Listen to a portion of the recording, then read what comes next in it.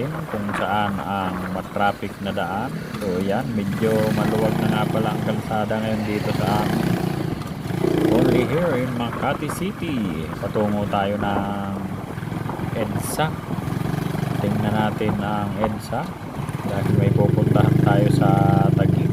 So dito tayo daan sa EDSA. EDSA Buenyato, EDSA Magallanes. So ayan, shout out sa lahat. Ito nga pala ang Shell EDSA Buenya. So medyo madami ang sasakyan pero mabilis ang takbo ng mga sasakyan sa EDSA. Minsan dito sobrang traffic hirap lumusot. Ngayon medyo maluwag, so turistang tuloy-tuloy ang biyahe niya. Sana walang traffic hanggang sa ating patutunguhan para mas mabilis tayo makarating. Bibili lang tayo ng asin sa kabilang bayan.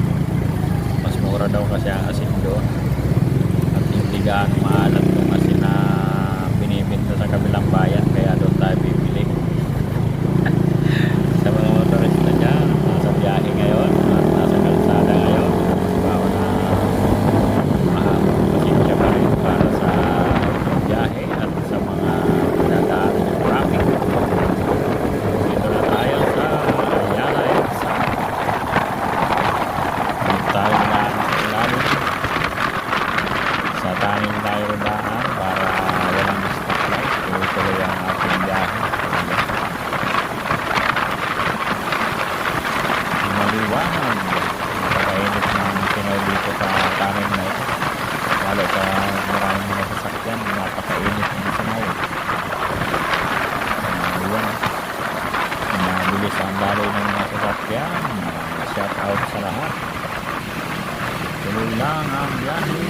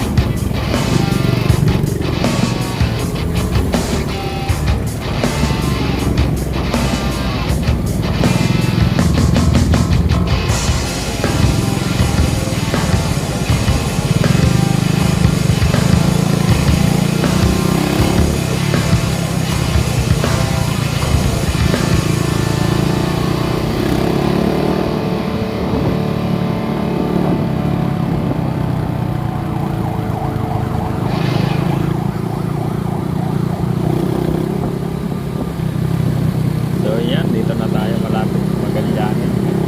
Pang-abot na mga sasakyan dito dahil sa mga papunta ng Expressway, papunta ng Pasay at papunta ng Maynila at papunta ng Taguig. So tatagpo. So dito tayo sa kanang bahagi, papunta tayo ng Taguig. Dito tayo dadaan sa maliit na tunnel.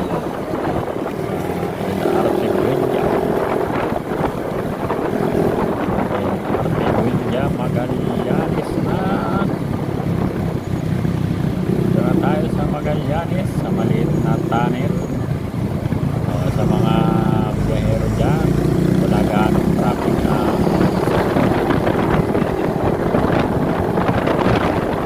kaya tuloy-tuloy lang ang ating biyahe.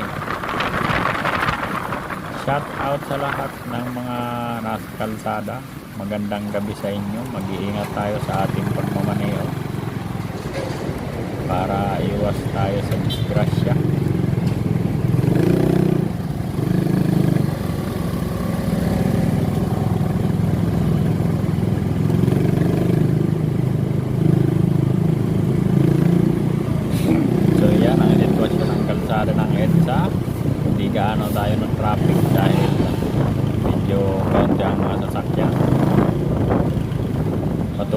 naman tayo ng Taguig Gate 3. Doon lang ang ating patutunguhan. So, sa mga biyahero dyan, shout out sa lahat.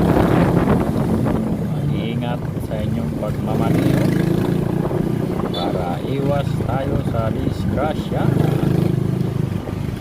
Hanggang dito na lang.